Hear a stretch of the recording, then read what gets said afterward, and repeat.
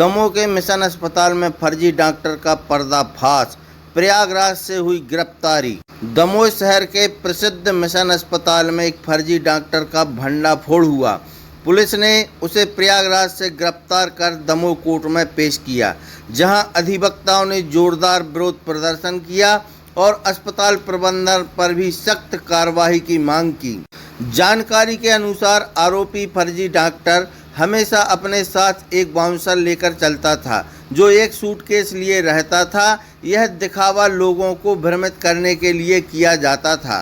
Damoh police अधीक्षक से जब इस विषय में बात की गई तो उन्होंने कहा कि डॉक्टर के साथ जो भी लोग इस फर्जीवाड़े में शामिल हैं, उन सभी के खिलाफ सख्त कार्रवाई की जाएगी।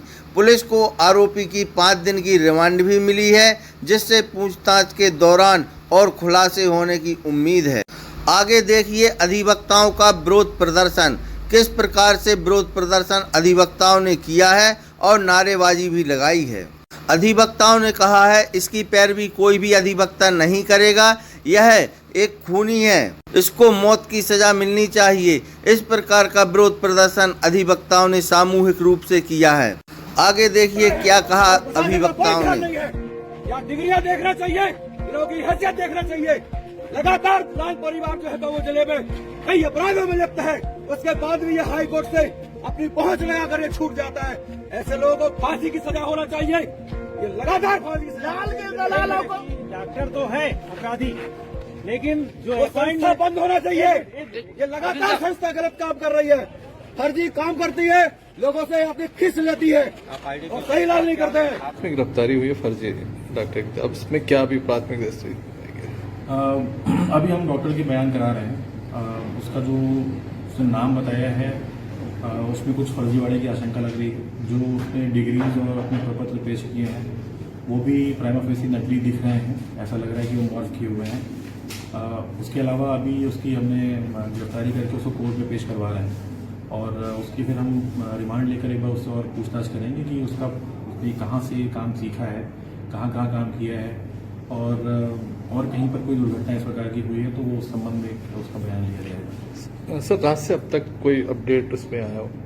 अभी बहुत चीज़ों के विषय में तो उसने डिटेल में नहीं बताया अपने को, पुलिस को।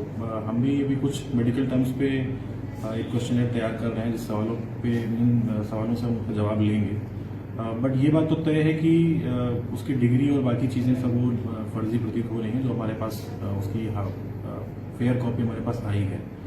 उसके अलावा उसके मोबाइल, उसके टैब और उन सब चीज़ों की भी हम फोरेंसिकली जांच कर रहे हैं कि उसमें और क्या चीज़ें इसने, जैसे कुछ उसके ईमेल्स हैं उनके बारे में भी हम जानकारी प्राप्त कर रहे हैं। उसने कहीं कहीं विदेशों में किन सरकारी संस्थाओं को ईमेल किए हुए हैं। तो ओवरऑल एक लंबी इन्वेस्टिगेशन का पार्ट होगा, क्योंकि पिछले 7-8 साल से ऐसा प्रतीत हो रहा है कि ये लगातार अपना रूप बदल के और फर्जी डॉक्टर के रूप में काम कर रहा था।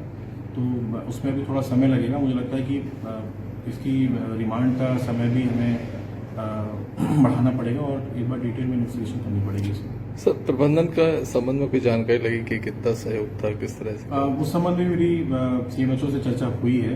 उसमें हम इस विषय पर जिम्मेदारी तय करने की बात कर रहे हैं कि डॉक्टर के एजेंसी द्वारा इसको उपलब्ध कराए जाने से लेकर और यहाँ से फरार होने तक जो इसका यहाँ पर आना हुआ और उस पर जो डेथ्स हुई हैं, उसमें कहाँ कहाँ किसकी लापरवाही तय की जा रही है। नो डाउट उसमें CMHO के स्टेटमेंट होंगे और उनसे रिपोर्ट भी ली जाएगी और उस